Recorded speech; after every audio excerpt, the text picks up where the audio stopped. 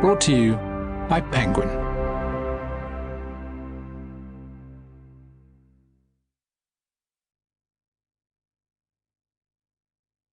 The Dark Between the Trees by Fiona Barnett. Read by Vicky and Tayla Kovacevic-Ebong.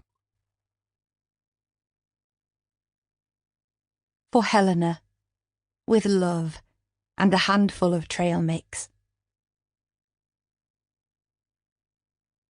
When we returned to the hillside, I saw by the moonlight that there were but the two of us left.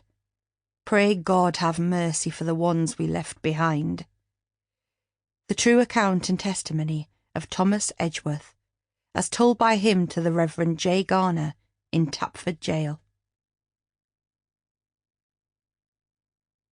Chapter 1. No Man's Land.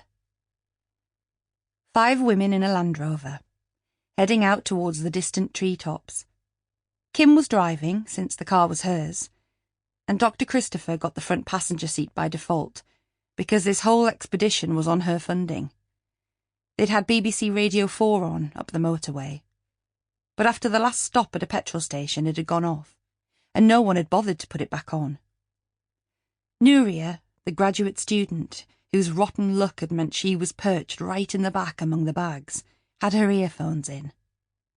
The rest of them looked out of the windows, to the woods in the middle distance, and at the greying clouds overhead.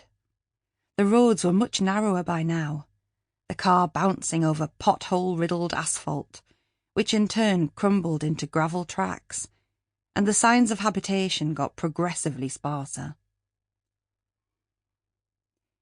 They parked the car about 200 yards out from the tree line, in a patch of scrubby grass that would have served for a car park if there'd been any need for one. From here, the high wire fence around the forest was visible. The small red "Stay Away by Official Order" signs noticeable at intervals, even if their details couldn't be made out yet.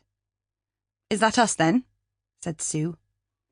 She unfolded herself from a pile of waterproofs and opened the Land Rover door. "Do we want to stop for lunch first?" said Helly, who had been sat next to her. "It's nearly 12 o'clock. Dr. Christopher, Alice, would far rather get going. She had been radiating nervous energy in waves since before they'd stopped at the service station, but she swallowed it and agreed to the passing round of the peanut butter sandwiches. She kept looking off towards the horizon, not just at the woods, but in every direction, getting a feel for the lay of the land. Remembering the first time she'd been here, almost exactly 2 decades ago. Thinking of the question she always told her students to ask, which was, what must it have been like? In the distance, beyond the fence, Moresby Forest. It stretched out to the northwest, rising to a ridge and then falling away, and further off rising again. To the south, and behind which the road had come, was a hill criss-crossed with falling down dry stone walling. Here and there dandelions poked up, startlingly bright amid scrubby grass, and patches of thistles grew wild and unchecked among the little cascades of rubble that crumbled from the intentional stone boundaries. There were no sheep.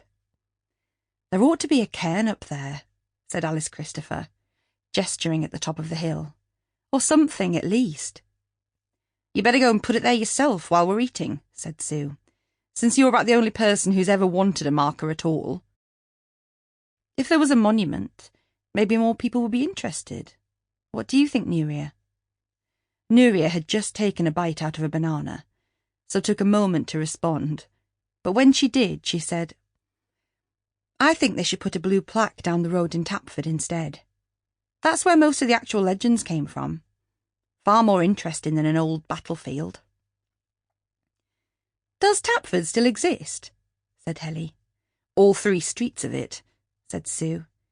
"It's about 4 miles that way." She indicated southeast. "There's still nothing closer. No one will build any nearer to Moresby Forest." "Old superstitions die hard," said Alice. Sue gave a little supercilious smile. "Oh, I don't think that's the problem, do you?" Sample complete. Ready to continue?